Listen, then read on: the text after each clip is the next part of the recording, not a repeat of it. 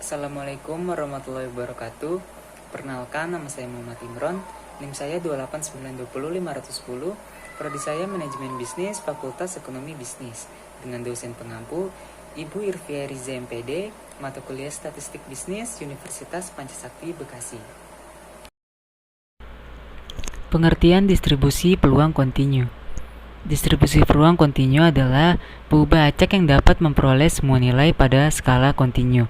Ruang sampel kontinu adalah bila ruang sampel mengandung titik sampel yang tak terhingga banyaknya. Syarat dari distribusi kontinu adalah apabila fungsi fx adalah fungsi padat peluang peubah acak kontinu x yang didefinisikan di atas himpunan semua bilangan real R bila seperti contoh di bawah ini.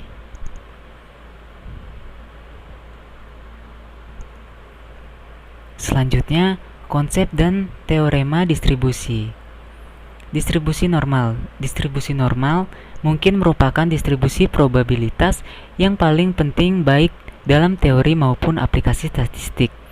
Distribusi ini paling banyak digunakan sebagai model bagi data real di berbagai bidang yang meliputi antara lain karakteristik fisik makhluk hidup, dalam kurung berat, tinggi badan manusia, hewan, dan lain-lain.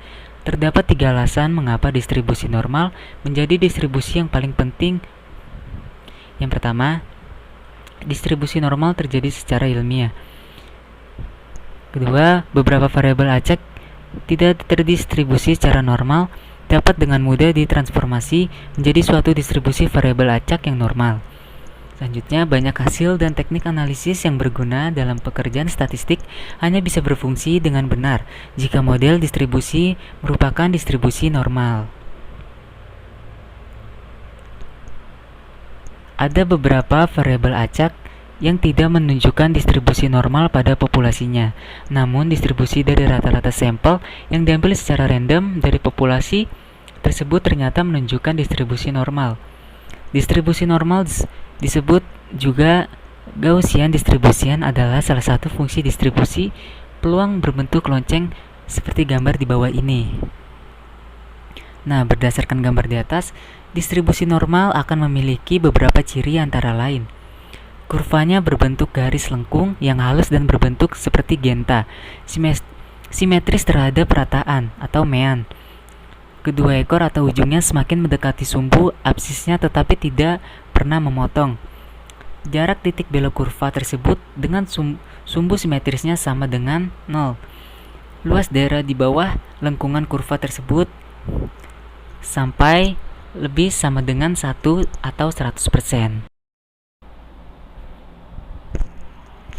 Nah, ini merupakan distribusi normal kumulatif didefinisikan sebagai probabilitas variabel acak normal X bernilai kurang dari atau sama dengan suatu nilai X tertentu. Maka fungsi distribusi kumulatif dari distribusi tersebut normal ini dinyatakan sebagai.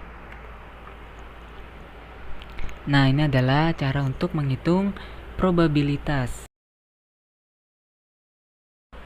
Selanjutnya, distribusi student. Distribusi student adalah distribusi yang ditemukan oleh seorang mahasiswa yang tidak mau disebut namanya untuk menghargai hasil penemuannya itu. Distribusi disebut distribusi student yang lebih dikenal dengan distribusi T, diambil dari huruf terakhir kata student. Bentuk persamaan fungsinya yaitu F dalam kurung T per K per 1 plus dalam kurung T2 per N kurang 1 tutup kurung 1 per 2 N. Berlaku untuk limit kurang T kurang limit dan K merupakan tetapan yang besarnya tergantung dari besar N sedemikian sehingga luas daerah antara kurva fungsi itu dan sumbu T adalah 1. Bilangan N kurang 1 disebut derajat kebebasan DK. Yang dimaksudkan dengan DK ialah kemungkinan banyak pilihan dari sejumlah objek yang diberikan. Misalnya kita mempunyai 2 objek yaitu A dan B. Dari dua objek itu kita hanya mungkin melakukan 1 kali pilihan saja, A dan B. Seandainya terpilih A, maka B tidak usah dipilih lagi. Dan itu untuk DK sama dengan 2 kurang 1 sama dengan 1. Nah, selanjutnya distribusi C kuadrat dalam kurung X2. Distribusi C kuadrat merupakan distribusi yang banyak digunakan dalam sejumlah prosedur statistik inferensial. Distribusi C kuadrat merupakan kasus khusus dari distribusi gamma dengan faktor bentuk A sama dengan V per 2, di mana V adalah bilangan bulat positif dan faktor skala.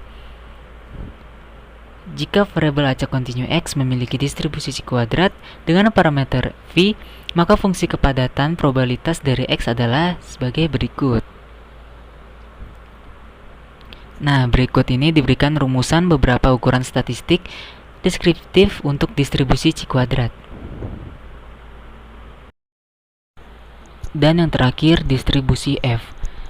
Menurut Gesper, secara teori, sebaran F merupakan rasio dari dua sebaran C kuadrat yang bebas. Oleh karena itu, pubacak F diberikan sebagai F sama dengan X21 per F1, X2 2 per V2, di mana X21 sama dengan nilai dari sebaran C kuadrat dengan derajat bebas V1 N1 kurang 1. X22 sama dengan nilai dari sebaran C kuadrat dengan derajat bebas V2 sama dengan N2 kurang 1. Oleh karena itu, sebaran F mempunyai dua derajat bebas, yaitu V1 dan V2.